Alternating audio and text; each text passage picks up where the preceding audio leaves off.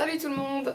Aujourd'hui j'avais envie de me poser avec vous et ma petite tasse de café pour parler d'un sujet dont j'ai déjà parlé sur les réseaux sociaux, sur mon blog, mais où j'ai le sentiment que j'ai encore pas mal de choses à dire, et c'est les expériences à l'étranger, surtout quand on est jeune en fait.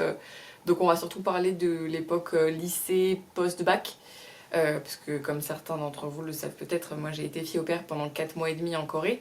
Et du coup c'est un sujet que moi, enfin, pour l'avoir vécu et pour y avoir beaucoup réfléchi avant, pendant et après, j'ai le sentiment qu'il y a des choses que j'ai pas dit. Donc aujourd'hui, voilà de quoi on va parler. Let's go!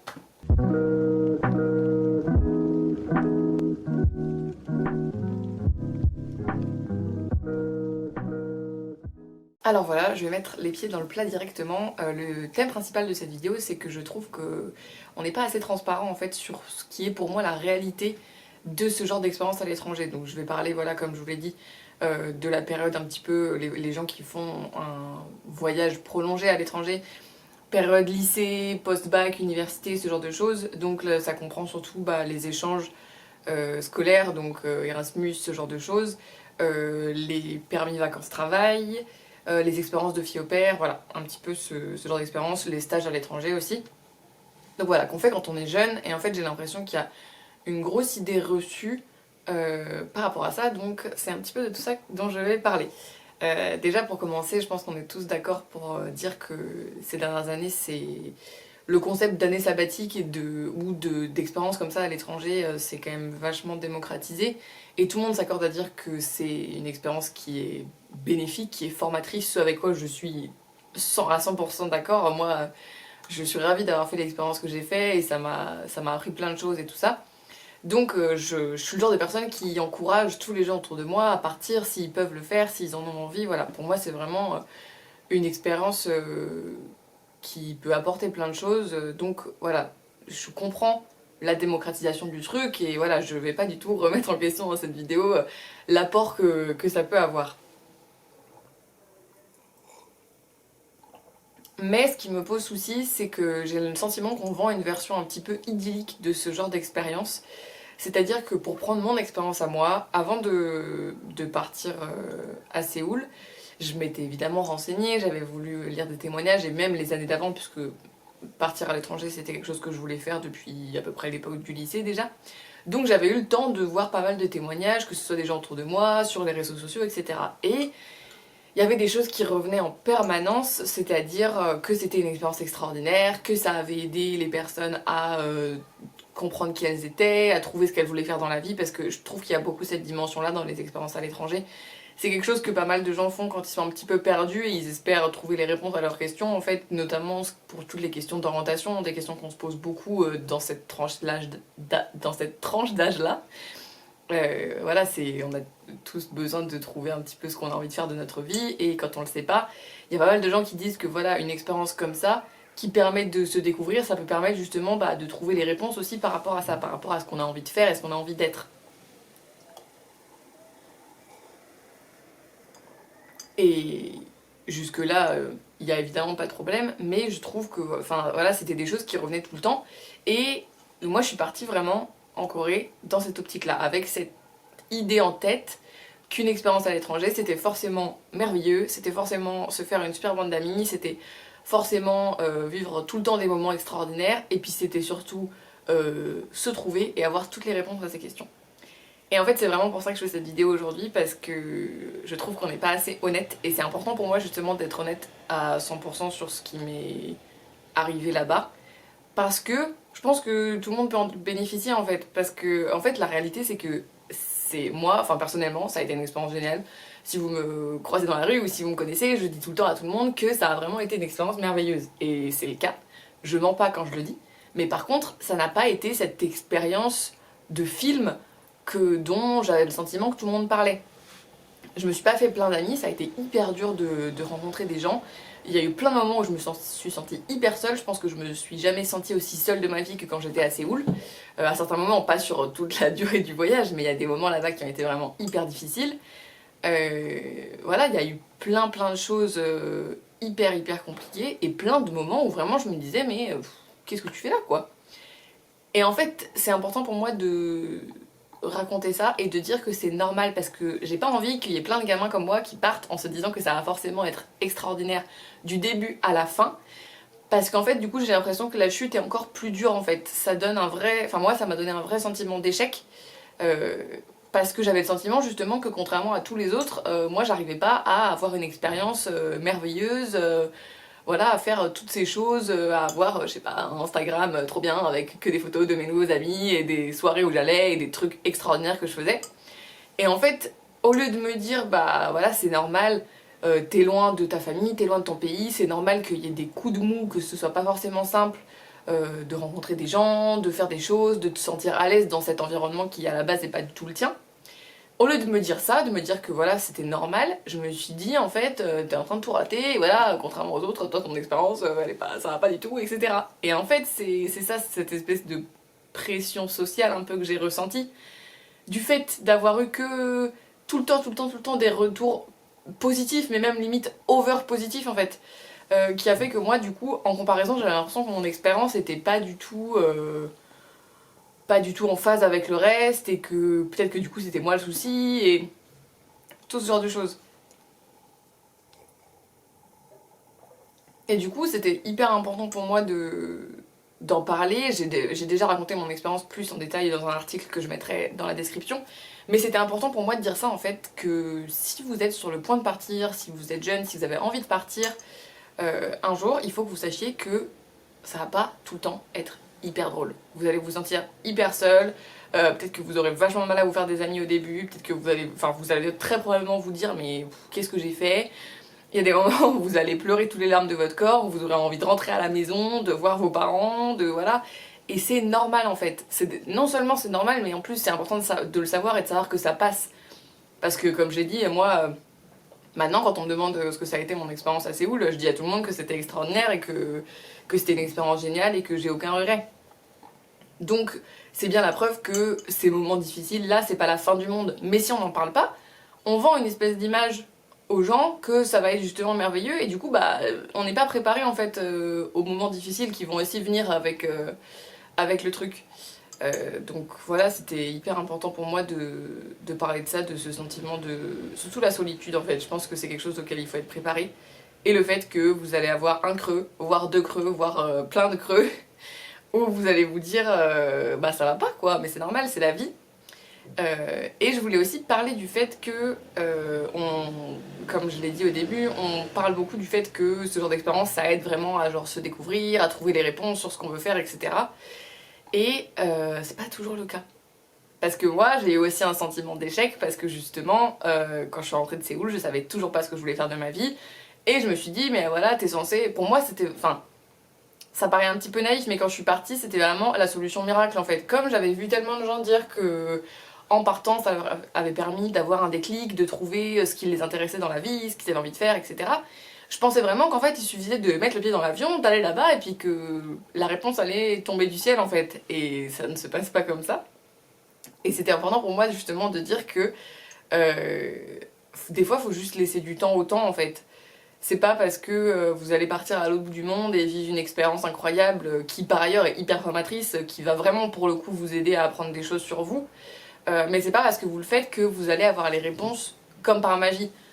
Il faut vous donner du temps et c'est pas parce que voilà il y a d'autres gens qui trouvent les réponses que ce sera le cas pour vous. Et du coup je pense qu'il faut vraiment pas se juger trop sévèrement quand on les trouve pas, pour pas justement avoir ce sentiment d'échec de dire mais moi c'est que j'ai pas fait quelque chose que j'aurais dû faire ou que je suis moins bien que les autres ou que voilà j'ai raté quelque chose dans mon expérience parce que moi j'ai pas justement trouvé ces réponses là que je cherchais, parce que ça n'a rien à voir en fait, tout le monde a juste une trajectoire différente et on n'avance pas tous au même rythme et puis certains enfin moi je fais partie des gens qui pensent que les choses arrivent parce qu'elles doivent arriver. Et donc il y a peut-être certains qui sont destinés entre guillemets à partir à l'autre bout du monde et à avoir une opportunité de fou ou à trouver des réponses, etc. Et d'autres qui vont devoir attendre, qui vont devoir revenir en France, qui vont devoir laisser encore un an, 2 ans passer parce que vous n'êtes pas la même personne avant de partir, vous n'êtes pas la même personne pendant que vous êtes là-bas, vous n'êtes pas la même personne quand vous revenez. Donc il faut juste accepter que votre trajectoire elle est particulière, elle est unique et que c'est pas enfin en fait il faut pas se calé sur l'expérience des autres et bien sûr qu'il faut écouter les avis des gens qui sont partis parce que je pense que ça peut vraiment pousser à partir, justement tous ces commentaires hyper positifs et tout ça, ça peut donner envie de partir et c'est hyper bien. Mais je trouve que, en tant que communauté, ce serait important que les gens qui partent soient plus honnêtes sur ce qu'ils vivent parce que ce soit sur les réseaux sociaux pendant qu'ils y sont ou les témoignages après être rentrés, il y a un côté toujours absolument idyllique. Voilà, vous voyez les photos Instagram et puis ensuite les gens rentrent et voilà, comme je vous l'ai dit, ils disent que c'était merveilleux, que c'était vraiment une expérience positive de bout en bout et je pense que ça induit les gens en erreur et que c'est pas honnête en fait, juste. Donc c'est pour ça que c'était important pour moi de dire que, enfin, ça se ressentira plus, je pense, si vous lisez l'article que j'ai écrit sur Séoul, parce que là je suis vraiment rentrée dans les détails en fait de ce que ça a été cette expérience-là, mais c'était important pour moi de dire qu'il y aura des moments vraiment nuls, il y aura des moments difficiles, mais comme quand vous êtes ici en fait. Il y a plein de gens qui imaginent que la vie va changer du tout au tout et que vous allez devenir la personne de vos rêves et que tous vos problèmes disparaîtront parce que vous êtes à l'autre bout du monde. Mais c'est pas vrai, vous emportez avec vous tout ce que vous êtes en France ou peu importe l'endroit où vous vivez à la base. Et vous emportez ça et voilà, c'est comme dans la vie de tous les jours en fait, il n'y aura pas toujours que des moments extraordinaires. Et c'est pas... partir à l'étranger, c'est pas un film ou une série. C'est votre vie, c'est vous, mais à l'autre bout du monde, dans un environnement différent, dans une culture différente, et c'est pour ça que ça va vous apprendre plein de choses et c'est plein de défis à relever, etc. Mais malgré tout, c'est aussi une vie de tous les jours en fait. C'est se lever le matin, avoir sa petite routine, etc. C'est pas toujours des choses extraordinaires.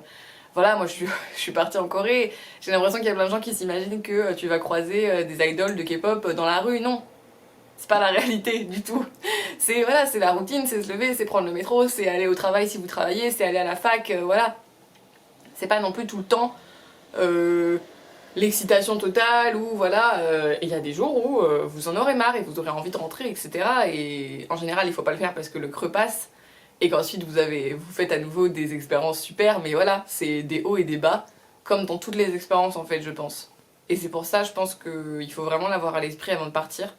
Non pas s'affoler en se disant je vais jamais survivre parce que au bout d'un mois mes parents vont me manquer, ma famille, mes amis, mon pays et je vais être à bout et je vais vouloir rentrer et du coup peut-être qu'il faut pas que je parte du tout parce que malgré tout, comme je l'ai dit, c'est des choses qui passent. C'est quelques jours où vous allez être au bout de votre vie et vous allez pleurer, etc. Et vous allez pas avoir envie de sortir de votre lit et puis ensuite ça va mieux et puis vous rencontrez des gens là-bas, vous faites des expériences et il vous arrive plein de trucs qui sont cool par ailleurs. Donc il faut pas que ça vous fasse peur au point de se dire non je pars pas, mais il faut juste savoir que il y a des hauts et des bas comme dans toutes les expériences et que c'est pas votre faute si votre expérience n'est pas géniale du début à la fin. Et il y a aussi des gens qui n'ont pas des expériences géniales en fait et qui ont du mal à en parler parce que justement on est tellement... les expériences positives prennent tellement de place dans le discours sur les expériences à l'étranger. Les gens qui ont que des choses positives à dire monopolisent entre guillemets tellement la parole que les gens qui ont une mauvaise expérience n'osent pas en parler parce qu'il y a toujours ce sentiment d'échec de moi j'ai pas réussi mon expérience et du coup c'est un échec, c'est la honte, voilà j'ai pas envie de dire que... Et puis on n'a jamais envie de dire qu'on a souffert, que quelque chose qu'on voulait c'est pas forcément réalisé, etc. Mais je pense que c'est important d'en parler parce que voilà, il n'y a pas de honte en fait à avoir eu une expérience moyenne, voire mauvaise, ou à juste avoir eu une expérience où il y avait des choses hyper bien et des choses moins bien.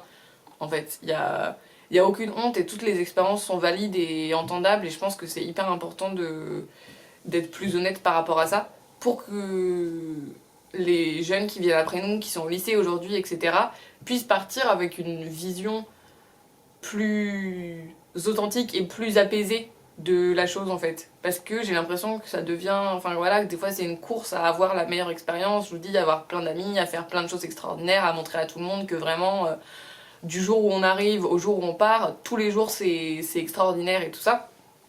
Et donc je pense que c'est bien de relâcher un petit peu la pression et juste de dire que c'est une expérience hyper formatrice, que ça vous fera des souvenirs de dingue, que ça va vous apprendre des choses sur vous, que ça va vous prouver aussi surtout que vous êtes capable de faire des trucs que vous pensiez pas pouvoir faire, mais que par ailleurs il y aura des moments difficiles et que c'est ok en fait. comme dans la vie en général.